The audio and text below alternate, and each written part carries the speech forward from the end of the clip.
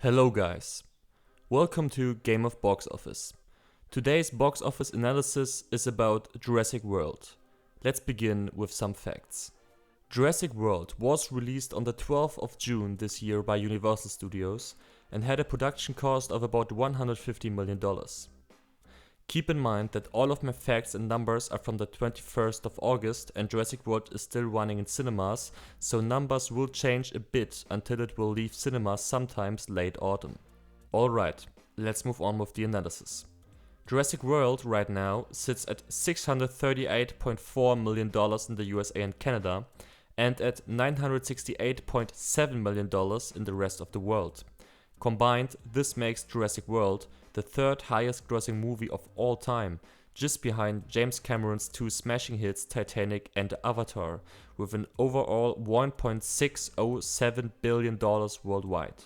It has a split of 40% domestically and 60% of the gross from overseas. I will be coming back to this kind of statistics in every analysis from now on, so please keep in mind that the abbreviation for domestic is DO and for overseas is OS. Alright, so these are very impressive numbers. Let's get this straight right away. But let's take a look at the numbers more specifically.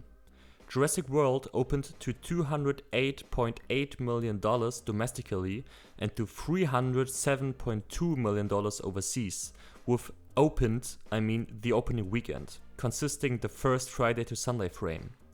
With those two numbers, it broke the record for the biggest opening weekend in the world and the biggest opening weekend in the USA and Canada. The record for biggest overseas opening still belongs to Harry Potter and the Deathly Hallows Part 2, which opened back in summer 2011. Those are absolutely insane numbers like we've never seen them before. Now another very important point.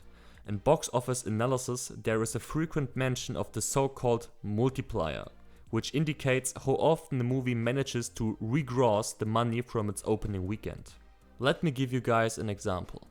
Man of Steel opened to $116.6 million domestically in 2013 and it went on to gross a total of $291.04 million. So it pretty much grossed 2.5 times as much as it did on its opening weekend. That, for a film of this size, is an okay number. Not outstanding, but also not bad.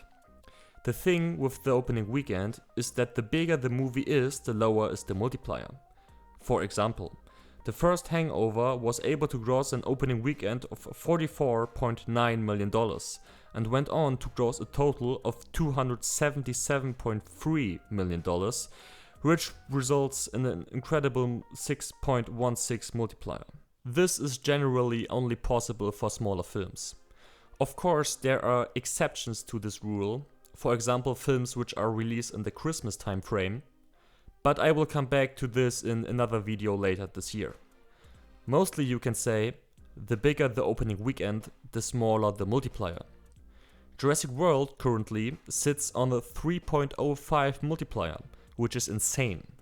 To accomplish a multiplier above 3 with a movie that opened to over $140 million in the first weekend is an achievement that only 3 movies out of all 14 that ever opened to over 140 million managed to do. Now let's take a last look at every single weekend of Jurassic Park. Here is a complete list of all weekends Jurassic World had so far. These are just domestic numbers, but they are enough to tell how impressive this movie is. You can see that it had not a single weekend dropping more than 50%, except the weekend from August 7 to 9. That tells us that Jurassic World, even after opening that well, went on to crush its competition. And there was big, I mean really big, competition in the first weekends for Jurassic World.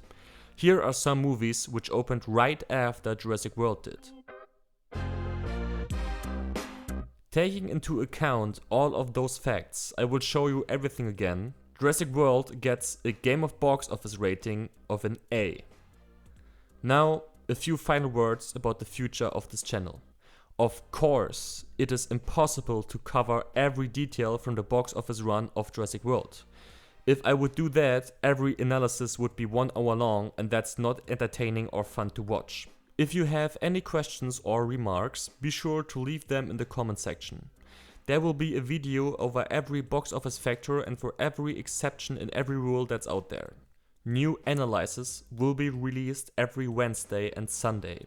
In addition to that, every Friday and Tuesday we will be summarizing the full-length analysis in a short video covering the most important facts.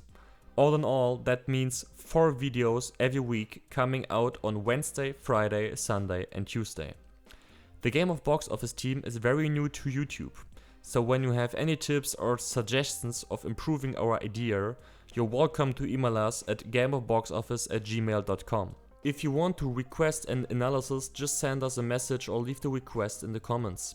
The next video will be an analysis either about the run of Fast and the Furious 7, the run of The Hobbit: An Unexpected Journey, or a basic video about how the multiplier of opening weekends changed over the years and which exceptions there are. I hope you enjoyed the video.